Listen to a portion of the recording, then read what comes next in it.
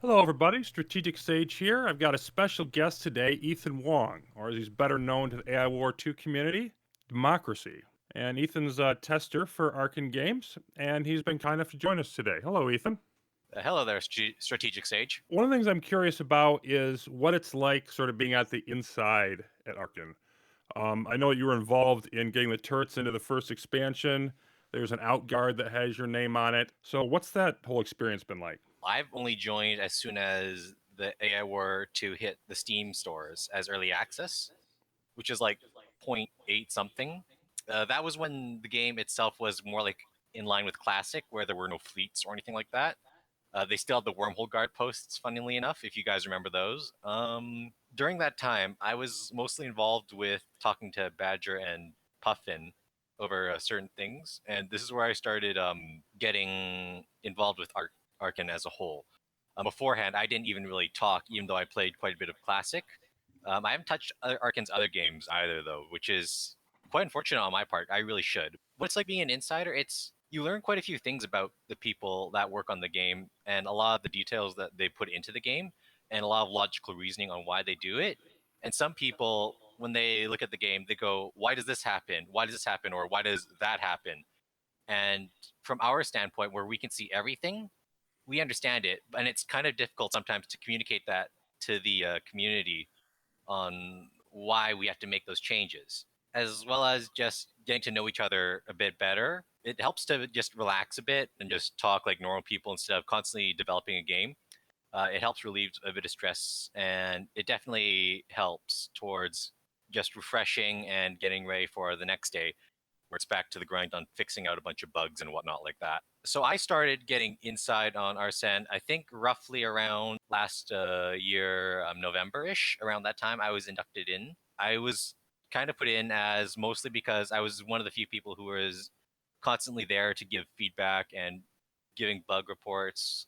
And I will admit, I was a bit incompetent at the time when it came to finding files in my computer. I'm not one of the best tech people in the world. Puffin and Badger were kind enough to guide me on how to give them the bug reports, like the debug log files or the correct saves and whatnot. And eventually, I just kept helping them enough that I was welcomed on inside. I'm curious about the turret situation that got added in the last expansion. A lot of variety added in. There's over 30 of them. Do you have any particular favorites in that group? Oh boy, okay, I could probably write an essay on this actually, but I'll try and keep this short. So what I was originally going to do was I was going to try creating my own mod to get some experience with XMLing and whatnot. And what I did was I looked at all the turrets and I was like, this distribution isn't right. Because I noticed that, for example, I would always pick up on a generalist tech solely for the tritium snipers alone, because tritium snipers were very good. Many things have point 0.3 albedo in the game, very useful for their infinite range alone. Flash Tech also had quite a few turrets before DLC 1. They had, I believe, Tesla, Grenade, and the Beam. Despite how much I loathe grenade turrets and Teslas, I did respect Splash Tech just for the fact that they had 3 turrets in one. After looking at the turret situation, I was like, well, why don't I try bringing in some new turrets to even out the score a bit for all the techs? Because this might incentivize people to pick other techs. For example, Technologist. I purposely tried giving Technologist the best turrets, or the most interesting turrets at the very least, because I noticed that Technologist was severely underwhelming for players and myself included. What are my favorite turrets in the new group? That is very tricky because I have a lot of my favorite turrets in there. I think if I had to pick my most favorite, it'd probably be the Holocene missile silo or missile turret. My bad. Missile Silo was its original working name. The Holocene, as you probably know, it just shoots a giant ball of death towards enemies and it doesn't split the damage across anything it hits. That's what I like. It just consistently kills groups, unlike the Fuse Ball. Well, Fuse Ball does have a lot of raw damage. If you swarm it, ironically, it doesn't deal that much damage at all. But still, I do like the Fuse Ball because of how much it bypasses shields as well. So Holocene is definitely the top. Fuse Ball is a close second. Mini Fortress is definitely the third because I miss those quaint little things from Classic. I miss the little pew sound effect whenever they fired, and I really wanted to bring them back. There's no Polycrystal Hull this time either, so that's that's kind of funny. Mini Fortresses themselves, they weren't 100% going to be added. In fact, there was a different turret that was going to replace them originally. It was called the Omni Cannon, and it had like a little bit of everything from different techs. For example, it had the stealth from Subterfuge, radar dampening from melee tech. It had slight fusion properties. It had a bit of AoE, but that was deemed a bit overpowered. So we scrapped that and just decided to place the mini fortress back in because, hey, that thing was already pretty good at dealing with anything. And hey, that's generalist, right? We're going to go for top 5 here. My fourth favorite is probably the harmonic turret, which you've had a funny run into. I saw one of your videos on that. Harmonic turrets, they get more power the more harmonic turrets there are on the planet. This was inspired by a different game that I played called Vega Conflict. What happened in that game is there were different harmonic elements like harmonic shielding or harmonic warfare, yada yada. So I borrowed from them and decided to slap that on here to make a kind of different turret from the meta because this one doesn't rely on say, oh, the enemy ship has a stat of whatever, so deal bonus damage, or oh, the enemy ship has been here for X amount of time, deal more damage. This was something that you control rather than the AI controls, which I like quite a bit because it lets you dictate how much firepower this planet should have. The cap was implemented obviously because, well, you could just re-roll until you get nothing but harmonic turrets. So that's an obvious rule patch. Fifth favorite turret, tough call, but I had to say it would be the acid turret. Acid turret is also a technologist, and we need a damage amplification thing. So I thought, hey, you know what? Why not give it an acid turret? Acid is commonly used in all sorts of games to reduce like armor or increase the damage on attacks on the victim who's been acided. I came up with this idea and they said that's cool and all, but we don't have the means to do so. And then Dominius, who's also a developer, said, you know what? I like this idea, and let's roll with it. So he came to me, we talked a bit around, and eventually we settled on giving a flat damage multiplier rather than a multiplicative multiplier, if that makes sense, kind of. Reason being, the damage interacts quite uniquely, actually. The 50 damage that gets added from anything, that also works towards multipliers. So, for example, a concussion corvette deals like 7 times damage to armor 50 units. That extra 50 damage gets multiplied by 7 instead of just tacking on a flat 50. So instead of dealing an extra 50 damage, that'd be 350. So if we added another multiplier on top of that, well, now you're just getting into absurd territories. So we just stuck with the flat damage amplification. We haven't decided to go like increasing with damage amplification. Say Mark 1 would be only 30 damage, but Mark 7 would be like 120 damage amplification. I'm not 100% sure why, actually. That might be something to note down for experimenting with. One of the most funny things on the Discord for Arcen that's been happened in the past month was my dislike of grenade turrets, and that's putting it lightly. I did mention a bit earlier, I really, really despise grenade turrets. They actually ruined a difficulty 9 run for me, and this was before rerolling GCAs was implemented. I really don't like grenade turrets just because of the range alone.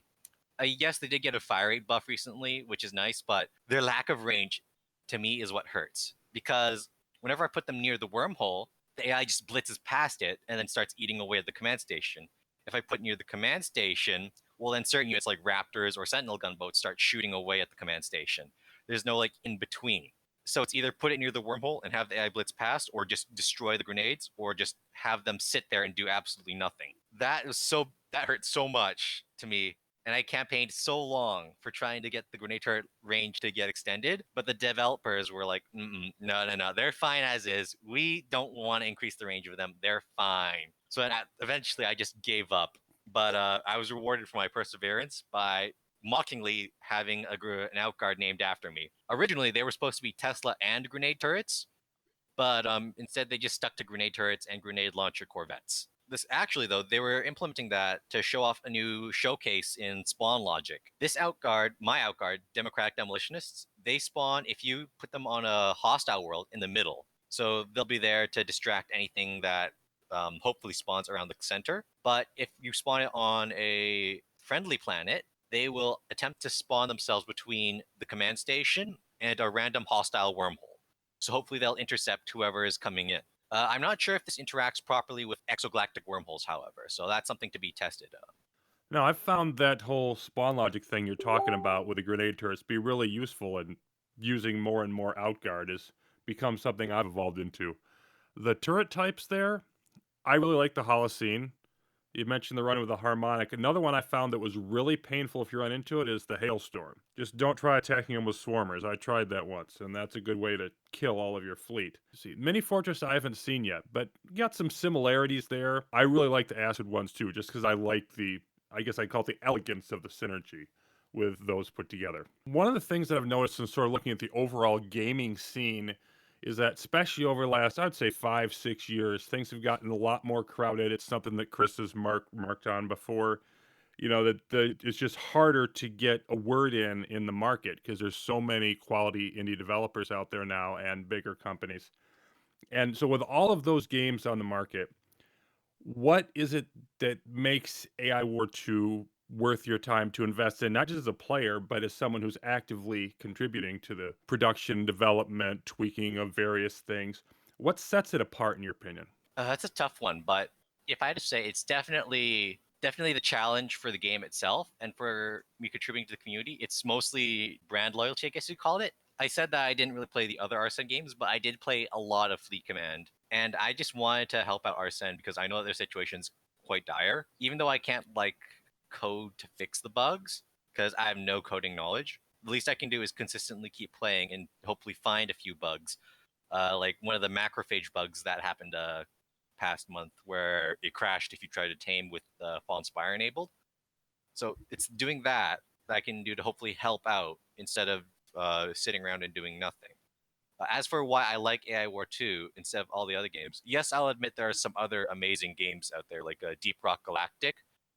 They've also put in quite a good effort. There's a Factorio 2, which is notorious for draining away my hours. But what sells AI War 2 to me is the challenge it presents. So many different combinations and permutations that you can put in. Each different one is going to be a completely different game. Like even setting the nano cost to 1 is going to radically change the game. Setting the Marauders on, if you start neutering planets, then you're going to have issues of them cropping up all the time everywhere. Fighting the AI in Civil War is interesting too, because hey, you could just get in the way of these two eyes just duking it out instead of them actually focusing on you. Funnily enough, I actually did end up dying to a wave that was targeted at an AI. They blitzed through my homeworld in an attempt to get to the other side, and they just shot at my command station because they had nothing else to shoot at while reaching the other AI. It's just all sorts of different combination challenges that I like.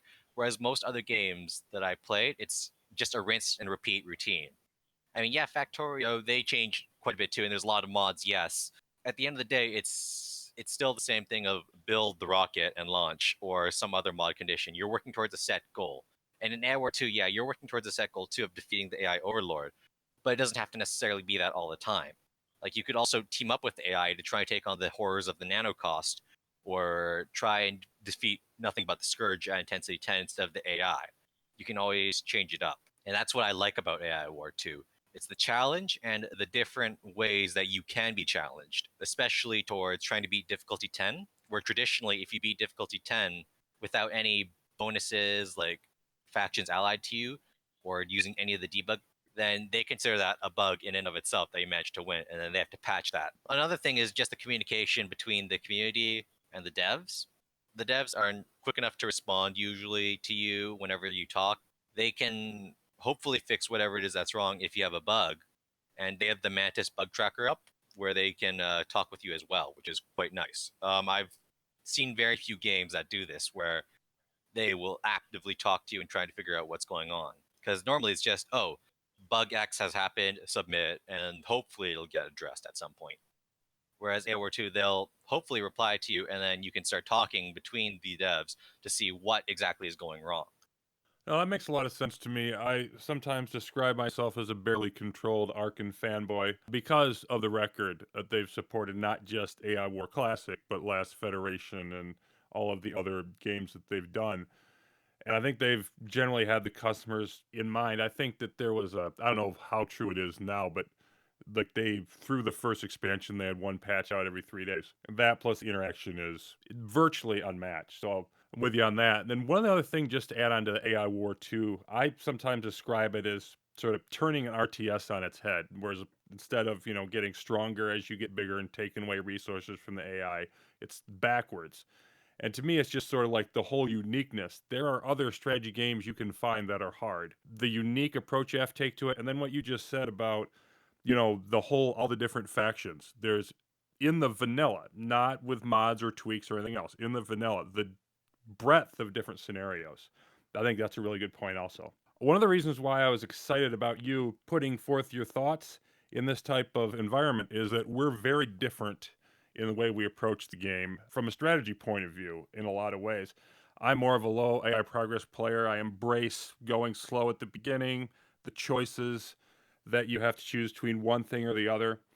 And I know that you tend to go a little bigger than that. So, what's your philosophy behind doing more of a high AI progress play style, and maybe some key choke points in the game that you find are key to be successful in that approach?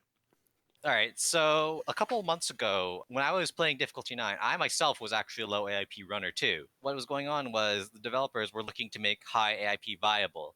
So I started commenting a bit about how the AI tech levels were very, very low. Like it was at the point where Mark 3 was at difficulty 9, I think like 170 AIP for Mark 3. They reevaluated that and they moved the tech thresholds back a bit. And they also made it so that late game scaling isn't as bad as it was beforehand. They made early game just a bit harder to catch up on, if you know what I'm trying to say. Like the early game is a bit more difficult than it would have been otherwise. So eventually they started tweaking the numbers and then they said, okay, high AIP should be viable now. And then I started playing high AIP and I found myself enjoying it a lot. And since then, I haven't been looking back. Mostly early game, it's definitely looking out for those two starting fleets and definitely starting to look for GCAs. GCAs are the crux of everything that make or break your high AIP runs. Without GCAs, the game won't be possible. The reason I say this is GCAs, they give you the defenses you need to take on the waves that the AI sends or the hunter fleet that likes to show up every now and then. At high AIPs, another problem is the wardens. The wardens are everywhere. They will show up and ruin your day, and they do not like you, and they are very anti-fun towards you. Definitely look out for those two starting fleets, get a GCA, and pause at that moment and plan out where you're going. By this point, you should have maybe 3 or 4 planets, and you should have explored a good chunk of the galaxy at this point. Now you have to plan where you're going to target. Prioritize GCAs at this point, fleet second. There's no point in continuing the game if you can't survive the AI's waves at all. And when you're going high AIP, the waves start getting absurdly strong. I'm playing Diff 9, and at like around 200 AIP, we're starting to see like waves of 250 strength. Now, in the first hour alone, I find taking like 6 to 8 planets ideal, gets my science up to speed, and some strategic placement, I can cut off certain warden routes. By cutting off the wardens, it limits where they can go or how fast they can respond. This prevents you from dying to the wardens constantly all the time.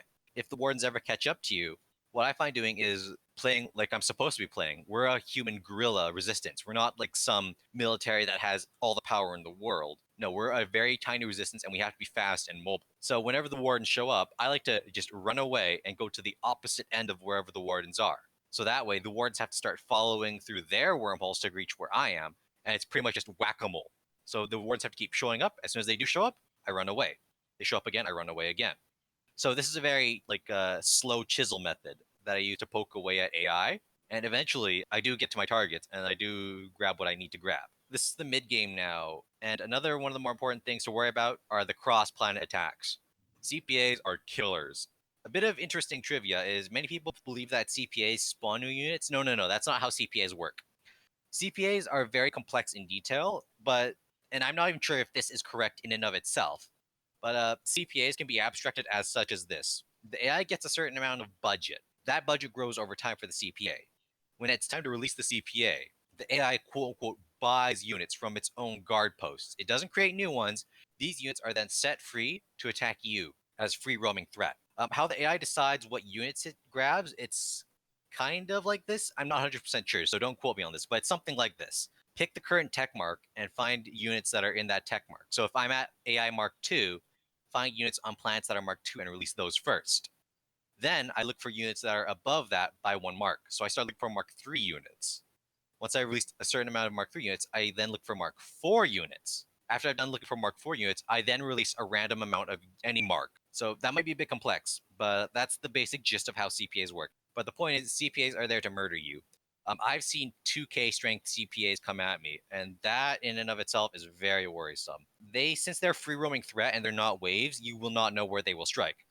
However, you can bait the AI into attacking certain worlds by purposely lowering your strength on those worlds, provoking the AI into attacking that one world.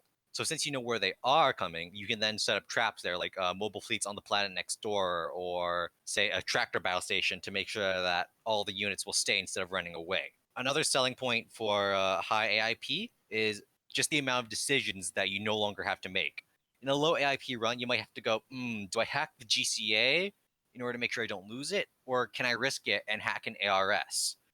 Or, should I get human resistance fighters? That's pretty expensive on the hack points. Or do I save this for a tech vault? Whereas in high AIP, I don't have to worry about that at all. I can just grab whatever the hell I want. I have so many hack points that usually by the end of my games, I end up like spare like 300 or so.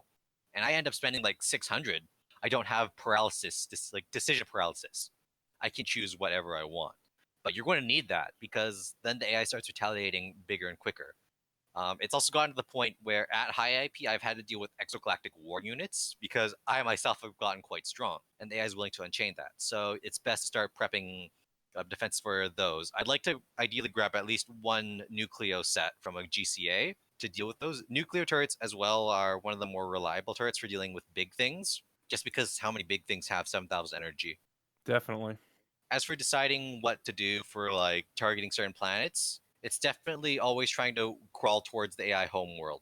And it's also finding what is most important capturables. For example, I will prioritize capturing the intergalactic coordinator for turrets all the time because of how much defense that gives me overall. It buffs your strength up by so much when you have enough GCAs floating around. And oh, yes, the turrets. Speaking of turrets, mid game, it's always ideal to have all the levels into turret hull tech. So max out turret hull tech by like the 6 hour mark, roughly. This will give you even more pressure on attack, so you can keep up the momentum when fighting the AI, not having to worry about at all at defense. Max hull turret mark is usually sufficient enough to deal with whatever the AI throws at you mid game. Another thing is not paying attention to defenses at all. Usually, I don't care too much about defenses unless the AI outnumbers me 2 to 1 in strength. An interesting thing to note about AI difficulty is the confidence level. So at lower marks, the AI is a bit more suicidal. Its waves will always kill itself on your turret walls. When you get to difficulty 7 and above, the AI starts retreating its units when it knows it doesn't have a chance at winning anymore. For whatever reason, the difficulty I like to play at difficulty 9, the AI likes to try to outnumber you 2 to 1 from what I've experienced. Once it starts going like numbering you 1 to 1, then the AI starts getting a bit uneasy and it starts to retreat a bit. So that's a problem in and of itself though, because when the AI retreats, those units become threat and eventually hunter. So learning to deal with threat and hunter is also another thing. So it's always nice to figure out where they are and deal with them preemptively, such as by having logistic stations everywhere. Logistics grants you vision of adjacent planets, which lets you monitor hunter movement. As I mentioned earlier, you could create a weaker planet to lure the hunters in and fish them in and then hook, line, sinker, kill them all. I think that's a pretty good coverage. I mean, that's probably more detail than I have in mind for the way I play. It's just sort of one of those things where, I don't I just sort of take it as it comes. That's really cool. You've obviously had a lot of experience doing that. One of the most common questions I get, whether it's on the channel, in comments, or on Steam or in Discord that I see is people who are new to the game are just overwhelmed by all of the different options, specifically the fact that in any AI War 2 game, this one differences from Classic, there's so many different ship types, making sense of that all. What advice would you give on if you're starting out your first couple games? What things should you really focus on to learn the game? And, what things can you sort of like wait till later to try to delve into to really detail? How do you get through the learning cliff to the point where you're comfortable enough with the game to really explore all of the reaches of the content that's out there? If you're new to the game, I would highly recommend understanding the synergy of units. And what I mean by that is the units and what techs they're upgraded by, as well as units in that same group. So, for example, I always like Classic Fleet. I never switch off Classic Fleet unless I absolutely have to, or it's like an experimental YOLO thing. Whenever I play Classic, I always upgrade the standard 2-3, which is 2 levels into Concussion, Generalist, Fusion, all the time, always. I understand the synergies between this. So, for example, by upgrading Fusion, I also upgrade the Station Keeper assault frigates at the same time. So this way, I have a reliable amount of defense early on. By upgrading Generalist, I can later on get the nuclear turrets that I always recommend having, as well as having my favorite mini fortresses around, and as well as having gun bots or autocannon mini pods, which are they're units with variations basically. I know what units I want, and I know the synergy between them that I can get from the tech groups. So understanding which units you want and which tech groups they belong in, I find it better to commit to like say 4 or 5 techs instead of splitting out your marks across like 8 or 7 categories at once. So that's one thing. It's definitely make sure you understand what unit belongs to what tech group and the synergies between them. Another thing I'd recommend is taking the time to actually read. It's amazing how many people don't read descriptions. I'm trying not to sound condescending or whatever. All the time, I've seen people go, "Oh, why does X and X happen?" And I was like, "Well, did you read the description?" And then they're like, "No." And I said, "Well, read the description, but slowly." And they read it and they go, "Oh, now I understand." So again, I'm trying not to sound condescending, but please read the description of all the units carefully to understand what's going on. A big notorious example of this is warp gates. Whenever you kill a warp gate that has a wave coming through it, you temporarily shift that wave somewhere else instead of canceling it. Beforehand, what happened was if you destroyed a warp gate when a wave was coming through, that wave would just be canceled outright. A patch later introduced if you destroy that warp gate, that wave gets redirected somewhere else and it gets much stronger instead. And people started complaining about that quite a good bit. But it was right there in the description. It's like somewhere at the bottom is like destroying this warp gate while the wave is coming through will redirect that wave and make it stronger. So please read descriptions. I don't care how long it is. Just read the description so that way you understand the unit and what it does and what happens if you destroy it. No, I just wanna mention something real quick on that topic because 'cause I've seen that too. One of the things I've seen a lot on Steam is marauder beacons or nanocost beacons, even worse, nanocost suppression emitter, and people will, "Oh, I didn't know what it was, I just thought it was free science, so, why is half the galaxy against me now?" So you're definitely right that reading the description can save your butt. Yes, again, to anyone who hears this, please, I'm trying not to sound condescending or mean or arrogant or whatever, but please read the descriptions. I don't care how long it takes. Read it, and hopefully it will actually save you. Holy crap, the amount of times that people have died to the nanocost beacon is insane. We need a tally counter for that, Sage. I'm telling you. We've had at We least like do. we have at least like I have at least recorded 12 people dying to that. Another thing to familiarize yourself with when you're a new player is probably definitely what starting fleet you want. Again, I mentioned the Alley Classic fleet. Other people like the Cloaked fleet because of the cloak transport it brings. Familiarize yourself with what you want to start with. There's also the starting battle station, but I personally think that doesn't matter too much. For the starting combat factory, I'd always recommend the Rejuvenator because of the amount of engineers it brings for setting up early game and keeping up that early game momentum when you need to take planets quickly and swiftly and set up infrastructure. I'd also recommend just try fighting the AI vanilla like at difficulty 5 all the time. Like, I mean, yes, you could be an expert, but that one initial time that you could fight the AI, it'll give you a hands-on experience on what to do without any like nano cost or marauder showing up to ruin your day. If you say it's too easy, well then at least you have a basic understanding of how the game works now, and then you're ready to fight the AI like difficulty 8 or whatever the hell you want, right? It's also to help you tell if you actually like the game or not. It's okay that people don't like the game. AI War itself is a very you either get into it or you bounce right off of it. That's I think a small problem that the game has is just the complexity it has. But AI War 2 does do a good job of simplifying many things from Classic. Oh yes, so this is another thing that I've discussed a bit on the Discord is having a core and adaptable strategy. So the core strategy is something that you never change. You will always have this will always happen in every game. And again, for me, that's Classic Fleet, 2-3, Generalist, Concussion, Fusion all the time. From there, I always upgrade Generalist, Concussion, and Fusion to the maximum levels, and then that becomes a part of my core strategy. So I now have a big starting fleet that's full of Mark V V-Wings, Concussion Corvettes, and Fusion Bombers. From this point forward, now it's the adaptable strategy. This is the part where you have to mold around the game itself. For example, what did the game give you? Did it give you golems? Did it give you no golems? Did it give you good fleets? Did that major data center spawn all the way across the galaxy, or is it like literally 2 hops away from you? So this is the part where you have to learn and understand what ships that you want synergize with your techs that you've selected from the start of the game, and adapting around that, finding what capturables you need. Tech vaults are another example of this, where some tech vaults, yeah, I mean, yeah, you could reroll them, but it's best not to reroll if at all to avoid increasing AI hack response. It might be ideal to go, well, this tech vault has disruptive, but I don't have any levels in disruptive at all, and I don't have any ships. So it might be worth hacking now in order to get disruptive so I can mark up my initial pike turrets. And then maybe I can get some pike corves or maybe a plasma turret or two, stuff like that. So anticipating stuff in the future and adapting to what the game has seeded you. It's kind of like that one quote from Pokemon or some game where it's like, you don't complain about the cards you received, learn to deal with them. Well, I guess shameless plug, but if you have any questions related to gameplay, you can ask me on the Discord if you want. Hopefully that'll be plugged in at the channel or something. But I'm willing, as long as it's about gameplay, nothing about coding. I can hopefully answer that question. You have sort of an interesting description of your own personal learning curve with AI War 2. You want to explain what that's about? Oh yeah, yeah. I don't know if the stage will flash it on screen right now or whatever, but it's a pretty funny story. So when I started AI War, I was very much in like the what the hell is this, and how do I do it? So I started experimenting around right with the game, and keep in mind this is before fleets happened. So I was experimenting with the game, figuring out what to do. I was like, at one point, I was like, you know what? These fusion bombers still really seem to work. You know, what? Let's go all in on these fusion bombers. And throughout all my difficulty 5 games when I was still a new blit, I did nothing but fusion bombers all the way. And I was like, haha, yes, I know that the meta is just nothing but fusion bombers. And then I cranked up the difficulty to 7, and suddenly a blast of Gatlings were a thing.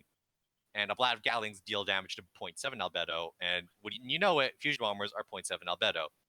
And that's when my arrogance was just started crumbling around me, and I had a huge amount of hubris. And I was like, darn it, now I know nothing because that one strategy was invalidated by one unit. So then it was back to the drawing board where I had to start coming up with different strategies now for actually dealing with a blast of Gatlings, like concussion corners. And eventually, I started playing around with different units because this one incident showed me that no, you cannot have one strategy and just win the game like that. You have to adapt. You have to create new strategies in order to win. I started getting a bit higher and higher on different strategies and learning how to use them. I would start using parasites to intentionally subvert dire guardians before they were changed to not be subvertible, and regular guardians as well.